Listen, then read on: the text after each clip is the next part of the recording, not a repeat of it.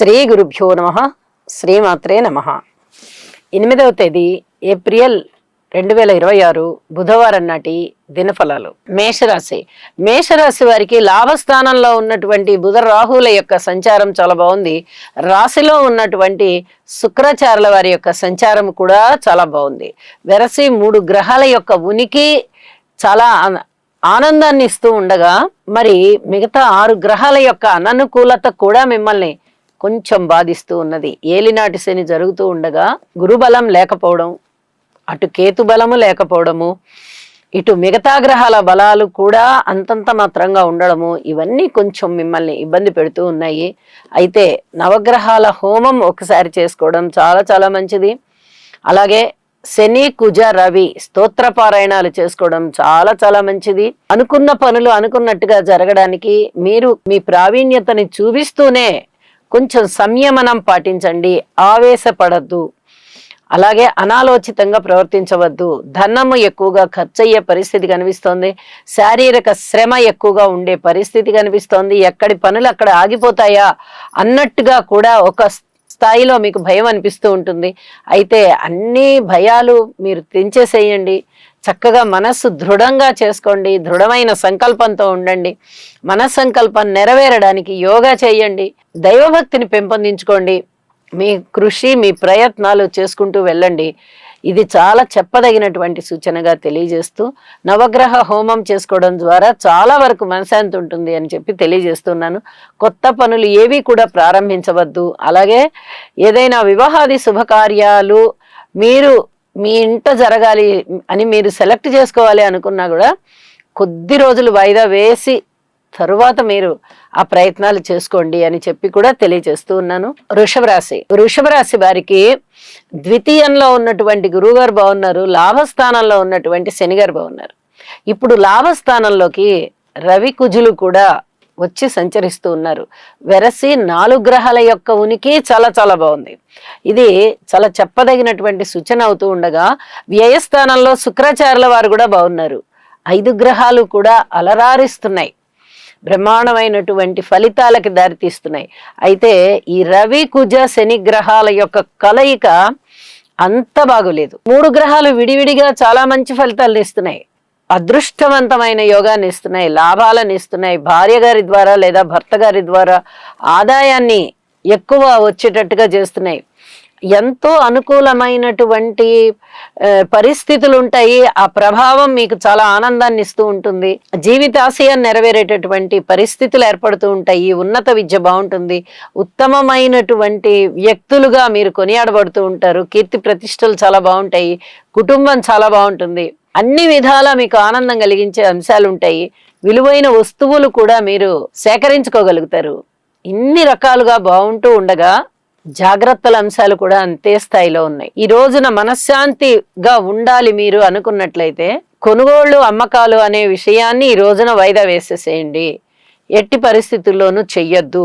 Court కేసులు ఏమన్నా ఉన్నా వాటిని వాయిదా వేయించుకోండి. వాటిట్లలో తీర్పులు వచ్చే విధంగా మీరు వెళ్ళి ఏమీ మాట్లాడవద్దు. ఇది చాలా చాలా చెప్పదగినటువంటి సూచనగా తెలియజేస్తున్నాను. ఏదైనా ఔషధ సేవ అవసరం పడేటట్టుగా ఉంది. జాగ్రత్తగా చూసుకుని ఆరోగ్యాన్ని జాగ్రత్తగా చూసుకోవాల్సిందిగా సూచన చేస్తూ ఉన్నాను. ఇక లలితా సహస్రనామ స్తోత్ర పారాయణ చెయ్యండి. అలాగే ఇష్టదేవత ఆరాధన చెయ్యండి. ఇంటి ఇలవేల్పుని పూజించండి. అన్ని విధాలా మీకు మనశ్శాంతి ఉంటుంది. మిథున రాశి వారికి రాశిలో ఉన్నటువంటి గురుగారు బాగున్నారు. తృతీయంలో కేతువు బాగున్నారు. సప్తమంలో చంద్రుడు బాగున్నారు. దశమంలో రవి బాగున్నారు. ఏకాదశంలో శుక్రాచార్యుల వారు బాగున్నారు. వెరసి 5 గ్రహాల యొక్క ఉనికి బాగుంది అంటే అది మామూలు విషయం కాదు.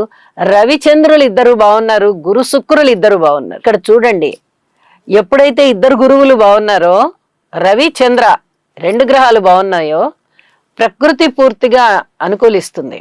అంటే మీరు ఏ పని చేస్తున్నా మీకు అది అనుకూలమవుతుంది. అలాగే సాక్షాత్తు భగవంతుని యొక్క ఆశీస్సులు మీకు ఉన్నాయి అన్నట్టుగా 2 గురువు గారుల యొక్క ఆశీర్వచనాలుగా లభిస్తున్నాయి. ఉద్యోగ జీవితం బాగుంటుంది. వ్యాపార జీవితం బాగుంటుంది. భార్యాభర్తల మధ్య అన్యోన్యత బాగుంటుంది.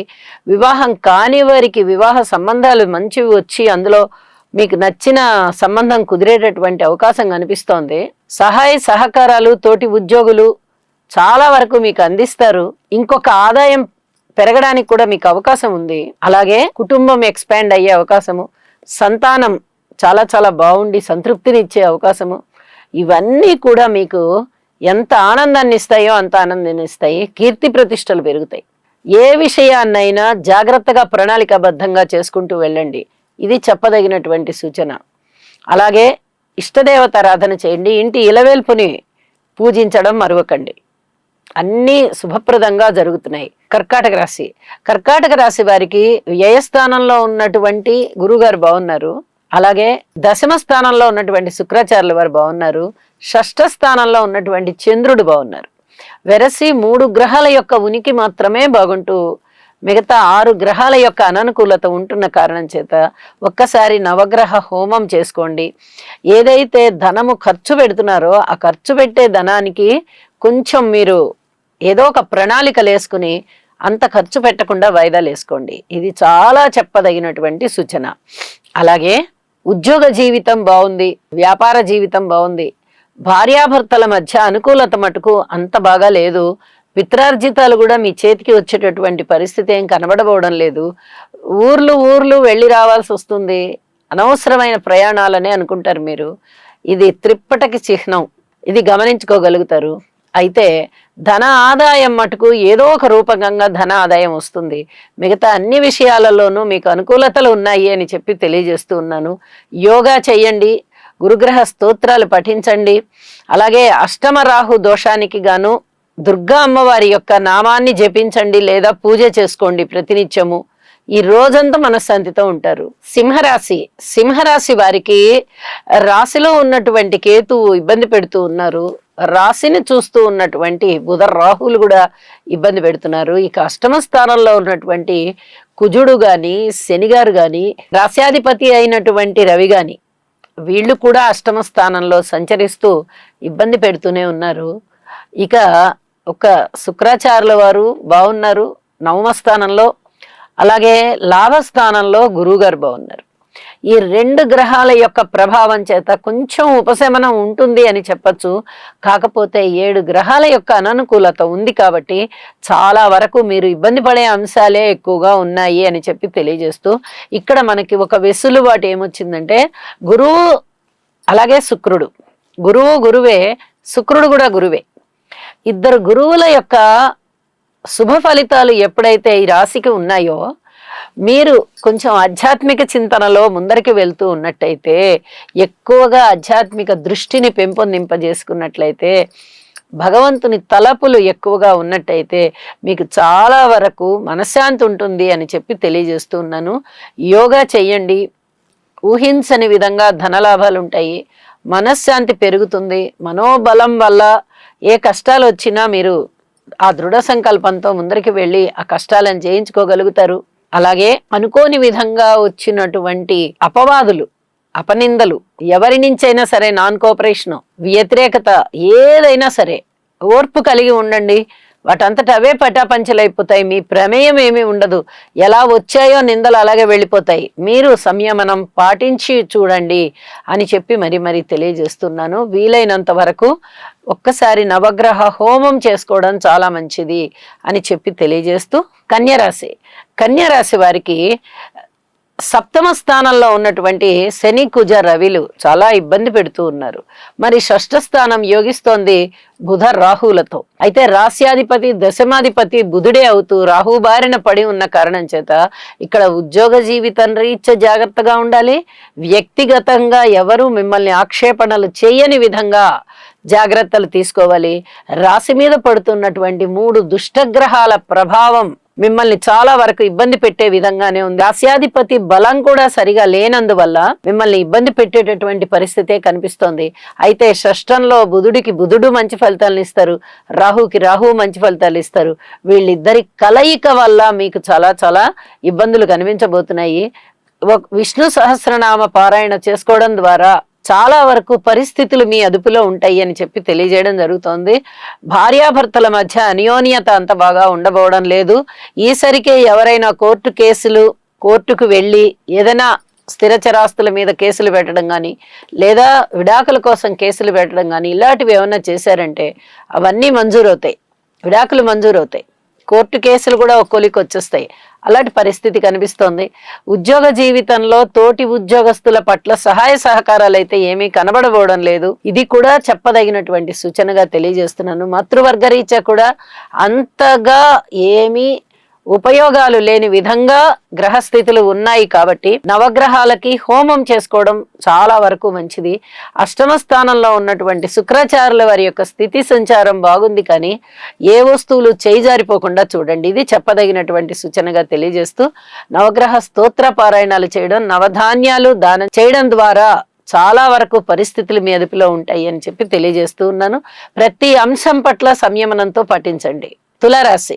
తులారాశి వారికి అనుకూలమైనటువంటి గురుగ్రహ సంచారం చాలా బాగుంది, కేతు గారి సంచారం చాలా బాగుంది. మరి మిగతా గ్రహాలండి, షష్ఠ స్థానంలో 3 గ్రహాలు ఉన్నాయి, శని కుజ రవిలు. ముగ్గురు చాలా బాగుండాలి కదా, అంటే విడివిడిగా అద్భుతమైన ఫలితాలను ఇస్తారు, కానీ కలిసి ఉన్న కారణం చేత అంత శుభకరమైన ఫలితాలు ఉండబోవడం లేదు.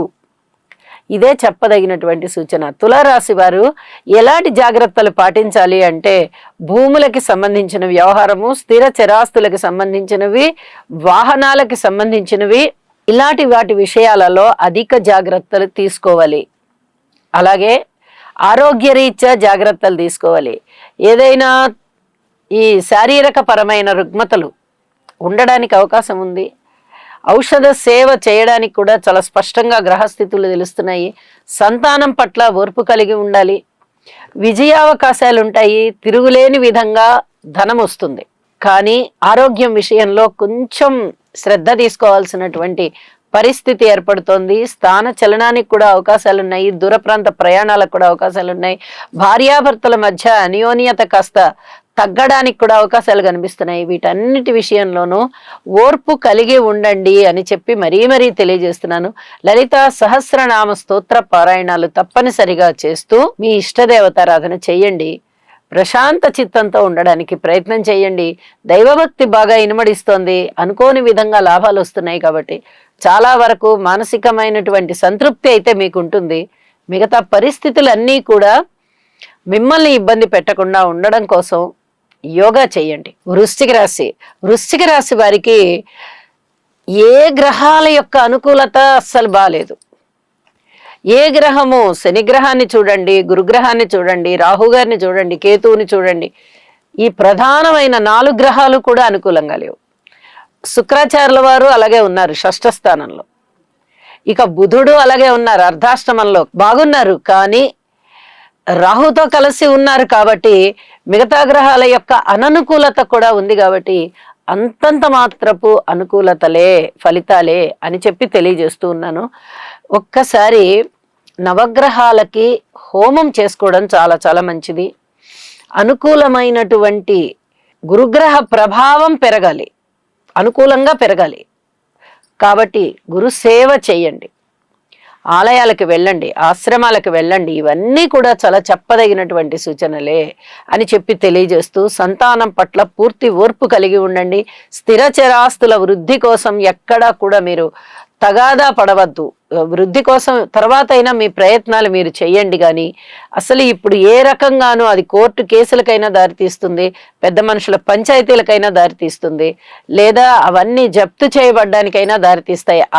అక్కడ ఉన్న గ్రహస్థితుల పరిస్థితులు ఆ విధంగా ఉన్నాయి కాబట్టి అసలు ఏ భూమికి సంబంధించిన వ్యవహారమైనా వాయిదా వేసేయండి, తర్వాత చూసుకోవాల్సిందిగా సూచన చేస్తూ ఉన్నాను. ధనుసు రాశి. ధనుసు రాశి వారికి అనుకూలమైనటువంటి బుధ రాహుల యొక్క స్థితి, అలాగే పంచమ స్థానంలో ఉన్నటువంటి శుక్రాచార్యుల వారి స్థితి, సప్తమంలో ఉన్నటువంటి గురుగారి స్థితి, రాశిలో ఉన్నటువంటి చంద్రుని స్థితి. ఇక్కడ చెప్పదగ్గ విశేషం ఏంటంటే గురుచంద్రులు ఇద్దరు యోగిస్తున్నారు, రాశిలోను సప్తమంలోను. ఇది గజకేసరి యోగం.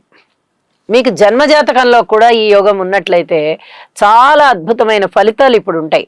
భార్యాభర్తల మధ్య అన్యోన్యత పెరుగుతుంది, ధనము వస్తుంది, కీర్తి ప్రతిష్టలు పెరుగుతాయి, వివాహం కాని వారికి వివాహం అవుతుంది, అలాగే మంచి ఆత్మ సంయమన శక్తి పెరుగుతుంది, మీ వ్యక్తిత్వం బాగా ఇనుమడిస్తుంది, కుటుంబం వృద్ధి చెందుతుంది, దూర ప్రాంత ప్రయాణాలు లాభిస్తాయి, అలాగే కీర్తి ప్రతిష్టలు పెరుగుతాయి, స్వగృహ మరమ్మతులు అవి కానీ లేదా స్వగృహం కట్టుకోవడం కానీ ఏదో ఒకటి జరుగుతుంది. అలాగే సంతానం చాలా చాలా బాగుంటారు, ఉద్యోగరీత్యా చాలా బాగుంటుంది.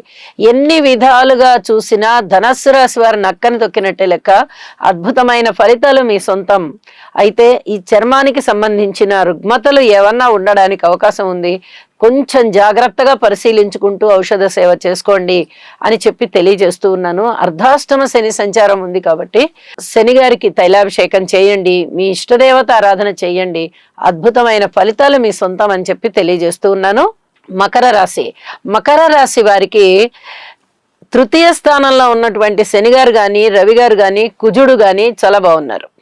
ద్వితీయ స్థానంలో బుధుడు బాగున్నారు, అలాగే పంచమ స్థానంలో శుక్రాచార్యుల వారు బాగున్నారు. 5 గ్రహాల యొక్క ఉనికి చాలా బాగుంది అని చెప్పచ్చు. అయితే తృతీయ స్థానంలో ఉన్నటువంటి శని కుజ రవిల వల్ల ఎన్ని ఉపయోగాలు ఉంటాయో, అంటే దూర ప్రాంతాలు వెళ్ళి రావడం వల్ల కొన్ని ఉపయోగాలు ఉన్నాయి, అలాగే అన్నదమ్ముల యొక్క సహాయ సహకారాలు ఉన్నాయి, మాతృవర్గ రీత్యా బాగుంది, ధన ఆదాయ రీత్యా బాగుంది, స్థిర చరాస్తుల రీత్యా బాగుంది, వాక్కు రీత్యా బాగుంది. ఇన్ని రకాలుగా బాగుందో ఆ 3 గ్రహాల కలయిక వల్ల కూడా ఇబ్బందులు ఉన్నాయి. ఎలాంటి ఇబ్బందులు ఉన్నాయి? భూమి తగాదాలకు సంబంధించి ఏదైనా ఔషధం మీరు సేవించినట్లయితే అది వికటించినట్టు, ఇక్కడ చాలా జాగ్రత్తగా చూసుకోండి. ఎక్స్పైర్ అయిపోయినటువంటి టాబ్లెట్లు వేసుకోకండి. ఇలాంటివి చెప్పదగ్గ సూచనగా తెలియజేస్తూ ఉన్నాను. ఇలాంటివి ఉండడానికి అవకాశం ఉంది అని చెప్పి తెలియజేస్తూ ఉన్నాను. అలాగే కుటుంబ రీత్యా కొన్ని గౌరవాలు మీరు పెంచుకోవాలి అనుకున్నట్లయితే తప్పనిసరిగా గురుగ్రహ స్తోత్రాలు పారాయణ చేయండి. సంతాన రీత్యా ఓర్పు కలిగి ఉండండి. ఏదైనా అవమానాలు అపనిందలు ఉన్నట్లయితే కాస్త ఓర్పు కలిగి ఉండండి. ఇవన్నీ కూడా చాలా చెప్పదగినటువంటి సూచనగా తెలియచేస్తూ ఉన్నాను. ఏదైనా మానసికమైనటువంటి వ్యధ కలిగి ఉన్నట్టయితే యోగా చెయ్యండి. యోగా చేయడం వల్ల చాలా వరకు చక్కటి సంయమనాన్ని పాటించగలుగుతారు. మనసు దృఢమైన సంకల్పంతో నిండి ఉంటుంది. అంత దృఢంగా ఉండడం వల్ల అనవసరమైన ఆలోచనలు ఏవీ రాకుండా మీరు ఏ పని మీద మీరు దృష్టి పెట్టి ఉన్నారో దానికి సంబంధించిన ఆలోచనలే చేస్తూ ప్రశాంత చిత్తంతో ఉంటారు అని చెప్పి తెలియజేస్తూ ఉన్నాను. శివారాధన చేయండి, అద్భుతమైన ఫలితాలు మీ సొంతం. కుంభరాశి, కుంభరాశి వారికి అధిక జాగ్రత్తలతో కూడినటువంటి ప్రవర్తన ఉండాలి. లాభస్థానంలో చంద్రుడు బాగున్నారు, పంచమ స్థానంలో గురుగారు బాగున్నారు.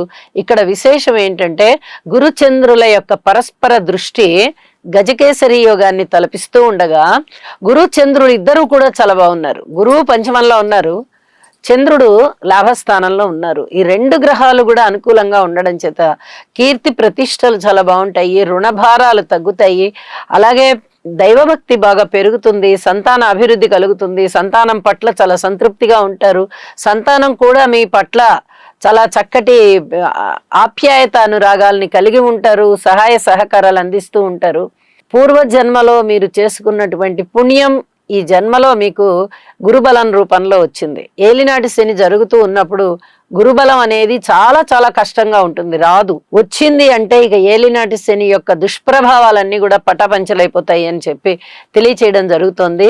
అయితే రాశిలో ఉన్నటువంటి రాహువు గాని, రాశిని చూస్తున్నటువంటి కేతువు గాని, రాశిలో ఉన్నటువంటి రాహువుతో కలిసినటువంటి బుధుడు కానీ ఈ చర్మ వ్యాధుల్ని ఎక్కువగా ప్రేరేపిస్తూ ఉంటారు. ఈ చర్మ వ్యాధులు అనేవి రాకుండా చూసుకోవడానికి ఔషధ సేవ చేసుకోండి. ఒకవేళ వచ్చినా తగ్గిపోవడానికి ఔషధ సేవ చేయండి. ఇది చెప్పదగ్గ సూచనగా తెలియజేస్తున్నాను. ఇది జన్మ జాతకంలో కూడా ఇలాంటి గ్రహస్థితి ఉన్నవారికి కానీ, పూర్వం ఎవరికైనా చర్మానికి సంబంధించినటువంటి రుగ్మతలు, శారీరక రుగ్మతలు ఉన్నటువంటి వారు కానీ ఇప్పుడు కొంచెం జాగ్రత్తలు తీసుకోవాల్సిందిగా సూచన చేస్తూ ఉన్నాను. అన్ని రకాలుగాను దైవభక్తిని పెంపొందించుకోండి.